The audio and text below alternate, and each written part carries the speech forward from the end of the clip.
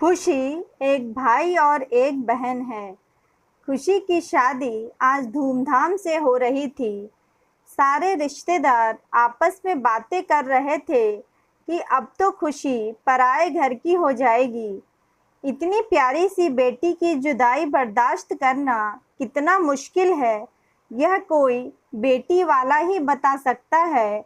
सभी आपस में बातें कर रहे थे। बुआ ने कहा, खुशी बेटा, अपने घर जाकर हमें भूल तो न जाएगी। खुशी बस मुस्कुरा कर रह गई। मन ही मन खुशी सोचने लगी कि क्या अब यह घर खुशी का नहीं रह जाएगा। ऐसा कैसे हो सकता है? उसका तो अब तक का पूरा जीवन इसी घर में बीता है। पैदा होने के बाद से लेकर अभी तक वह यहीं रही, फिर अचानक वह अलग कैसे कर दी गई? शायद यही होता है। माँ भी यही कहती हैं कि शादी के बाद ससुराल ही औरत का घर है। सारे विचारों में डूब सी गई थी खुशी। शादी करके खुशी अपने पति के घर चली जाती है। यही उसका अपना घर है शायद। उसके पति ने अपने मेहनत के पैसों से बनाया है यह घर। वह इसे अपने मन के मुताबिक सजाएगी। शादी करके खुशी जब ससुराल आई तो घर में सास ससुर और पति विक्की थे।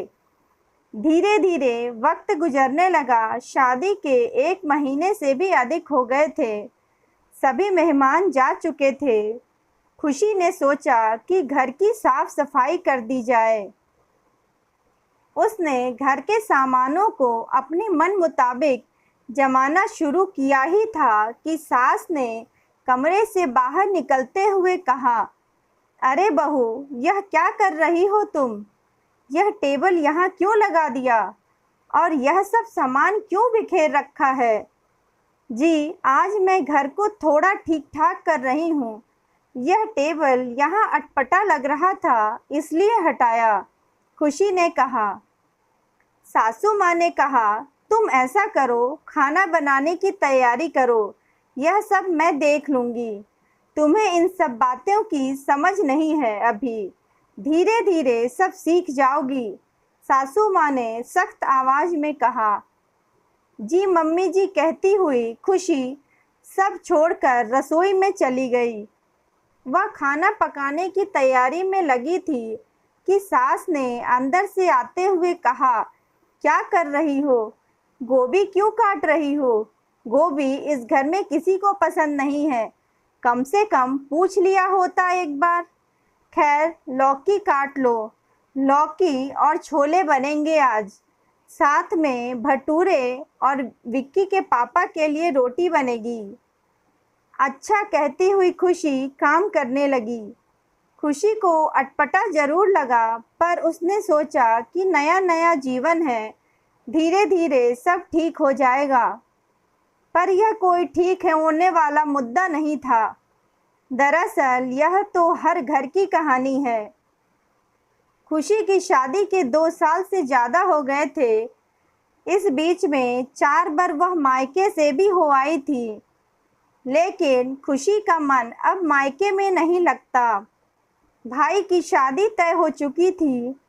खुशी का जो कमरा हुआ करता था, जहां उसकी अलमारी, उसके कपड़े वगैरह होते थे, वह कमरा अब भाई को दे दिया गया था। भाई के कमरे को गेस्ट रूम बना दिया गया था। उसकी अलमारी भाई को दे दी गई थी। उसका अपना कमरा तो था ही नहीं अब वहाँ। सब कुछ बदल चुका था अब वहाँ। उसे कुछ ना कहकर भी यह बता दिया गया था कि अब वह घर खुशी का नहीं रहा। तो क्या ससुराल का घर खुशी का है? पता नहीं उसे।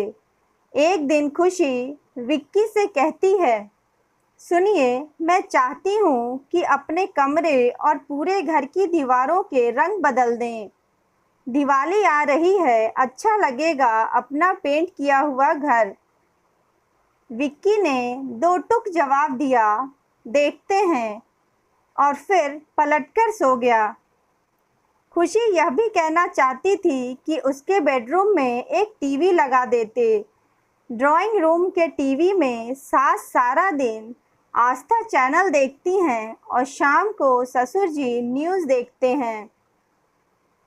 उसका भी मन करता है टीवी देखने का, पर वह कह न सकी। अगले दिन नाश्ते के वक्त विक्की अपनी माँ से कह रहे थे कि माँ, दिवाली आने को है, घर की पुताई करवा लेनी चाहिए। माँ बोली, पुताई तो पिछले साल ही हुई थी, पैसा क्यों फिजूल में खर्च करना है।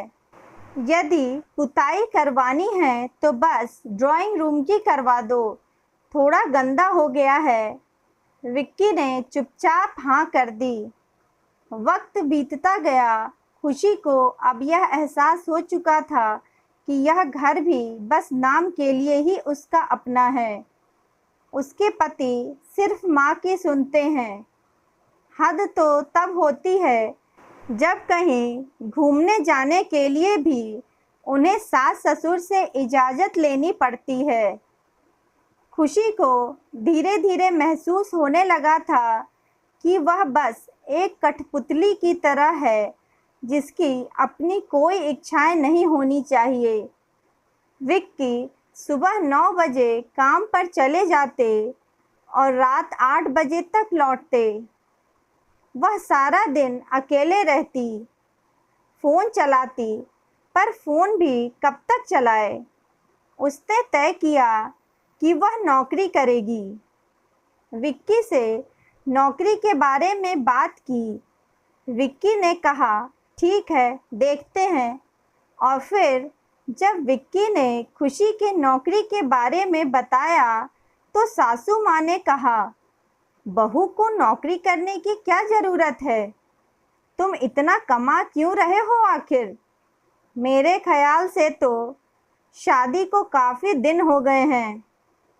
तुम लोग अब परिवार आगे बढ़ाने की सोचो। घर पर एक बच्चा आ जाएगा तो सबका मन लगेगा और बहू का समय भी कट जाएगा। रात को खुशी विक्की से कहती है, चाहे कुछ भी हो, मुझे नौकरी करनी ही है। मैं इस तरह और नहीं रह सकती। दम घुटता है मेरा। सारा दिन घर में पड़ी रहती हूँ। विक्की बोला, तो तुम माँ के साथ रहा करो ना, उनके साथ घूमने जाया करो। अपने ही घर में किसका दम घुटता है भला? खुशी बोली, कौन सा अपना घर? मेरे मन का होता क्या है आखिर इस घर में? पागलों जैसी बात मत करो, यह सब कुछ तुम्हारा ही तो है, विक्की ने प्यार से कहा। खुशी ने कहा, अच्छा, अगर यह घर मेरा है तो मुझे अपने बेडरूम में टीवी चाहिए, ला दो मुझे। और हाँ, मुझे इस वाले दीवार का रंग पसंद नहीं है, कल ही पेंटर बुलवा कर चेंज करा दो। विक्की खींचते हुए बोला, कैसे बच्चों जैसी बातें कर रही हो? हॉल में इतना बड़ा टीवी लगा है और क्या बुराई है इस दीवार के रंग में?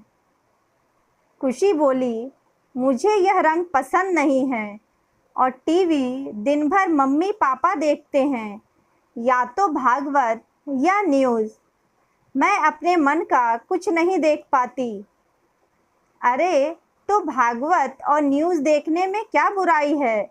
वैसे भी तुम्हें भागवत सुनना ही चाहिए। इससे तुम अपनी औलाद को भी अच्छी शिक्षा दे सकोगी। खुशी गुस्से में बोली, बस यह कह दीजिए ना कि मेरी अपनी कोई मर्जी नहीं चल सकती इस घर में। एक और टीवी लाने का परमिशन आपकी माँ आपको देंगी नहीं। मालकिन जो ठहरी वो इस घर की। विक्की गुस्से में बोला, फालतू बात मत करो तुम, माँ है वो मेरी, और हाँ, वो हैं इस घर की मालकिन। जब तक वह जिंदा हैं वही मालकिन रहेंगी। उनके बाद भले जो चाहे कर लेना, कोई कुछ नहीं कहेगा तुमसे। ऊंची आवाज़ सुनकर सास ससुर कमरे में आ गए और पूछने लगे, क्या हुआ, क्यों झगड़ा कर रहे हो तुम लोग? कुछ नहीं पापा, आप लोग अपने रूम में जाइए, सब ठीक है, विक्की ने उन्हें आश्वासन दिलाया। रिश्तों के माया के जाल में फंसी हुई औरत यह कभी नहीं समझ पाती कि उसका घर कहाँ है, उसका अस्तित्व कहाँ है। बहुत कोशिशें करने के बाद भी जब वह स्वयं के लिए कुछ भी हासिल नहीं कर पाती, तब वह यही समझ लेती है कि शायद वह स्वयं ही गलत है। कहीं ना कहीं उसके इर्द गिर्द मौजूद लोग भी उसे इस बात का यकीन दिला देते हैं कि गलती उसकी अपनी है। उसकी सभी इच्छाएं दरअसल उसकी बचकानी सोच मात्र है। उसे ऐसा नहीं सोचना चाहिए। अब खुशी 2 बच्चों की माँ है। विक्की एक दिन कह रहे थे कि उन्होंने एक अच्छी प्लॉट देखी है जिसे वह खरीदने का इरादा रखते हैं। एक दिन विक्की खुशी से बोलता है कि सुनो, तुम्हारे लिए सोने का हार लाने को कहा था मैंने, पर अब सोचता हूँ कि तुम्हारे नाम पर वह प्लॉट खरीद लूँ। प्लॉट खरीदने में कुछ पैसे कम पड़ रहे हैं। तुम क्या कहती हो? विक्की ने पूछा। जैसा आप ठीक समझो। खुशी को समझ नहीं आ रहा था कि वह मायूस हो या फिर खुश, बस हामी भर देती है। विक्की ने 2 साल पहले उसे एक सोने का हार दिलाने का वादा किया था, पर प्लॉट तो उससे भी कीमती है, वह भी उसके नाम पर होगी। अगले दिन वह दोनों प्लॉट देख आते हैं। खुशी वाकई बहुत खुश है। जीवन में पहली बार उसके अपने नाम पर जमीन का एक टुकड़ा लिखा जाएगा। उस पर जो घर बनेगा वह उसके नाम पर रहेगा, मतलब उसका अपना घर। जमीन की डील फाइनल हो जाती है। एक शाम विक्की घर वापस आकर कहते हैं, बधाई हो, प्लॉट अब हमारी हुई। पेमेंट पूरा कर दिया मैंने, कागज भी बनवा कर ले आया। सच? खुशी ने चहकते हुए बोला और विक्की से पूछा, मुझे कहाँ दस्तखत करना है? विक्की ने हंसते हुए कहा, नहीं मेरी जान, मैंने कर दिया साइन। दरअसल तुम्हारा आधार कार्ड तो था नहीं मेरे पास, वरना ज़मीन तुम्हारे नाम ही करने वाला था, लेकिन हो नहीं सका और फिर तुम्हारे साइन के लिए तुम्हें लेने घर आना पड़ता, इसलिए मैंने अपने नाम ही करवा ली वह ज़मीन। वैसे भी क्या फ़र्क पड़ता है, तुम्हारे नाम हो या मेरे नाम, है ना? विक्की ने कहा। खुशी को कुछ पल के लिए सांप सूंघ गया हो जैसे। क्या वाकई यह सब सच में हो रहा है? क्या उसकी भावनाओं की यही औकात है? क्या अपने खुद के घर की कल्पना करना गलत है? उसकी समझ में नहीं आ रहा था, क्या वह स्वार्थी है या वह लालची है? क्या एक औरत को इस तरह की इच्छा पालनी नहीं चाहिए, या ऐसे करते हुए उसे शर्म आनी चाहिए? आधार कार्ड नहीं था, दस्तखत के लिए उसे लेने घर आना पड़ता, क्या यह बहाना काफ़ी था? खुशी वैसे तो हमेशा से खुद को ठगा हुआ महसूस करती थी, पर आज तो लगा मानो किसी ने गाल पर धोखे का तमाचा जड़ दिया हो। अब उसका सब्र जवाब दे चुका था, नहीं, अब और नहीं। यह सब के सब स्वार्थी हैं, कपटी भी हैं। अब वह और बर्दाश्त नहीं कर सकेगी। उसकी समझ में कुछ भी नहीं आ रहा था। 2 बच्चों की जिम्मेदारी जाए भी तो जाए कहाँ।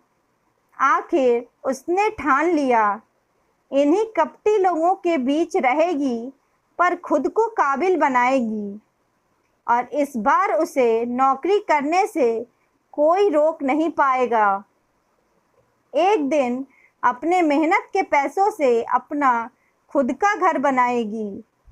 खुशी खुद को बोल रही थी कि हाँ, औरत का भी घर होता है, उसका अपना घर, बशर्ते वह घर औरत ने अपनी मेहनत की कमाई से बनाया हो। कहानी पसंद आई हो तो please like, share and subscribe. Thank you.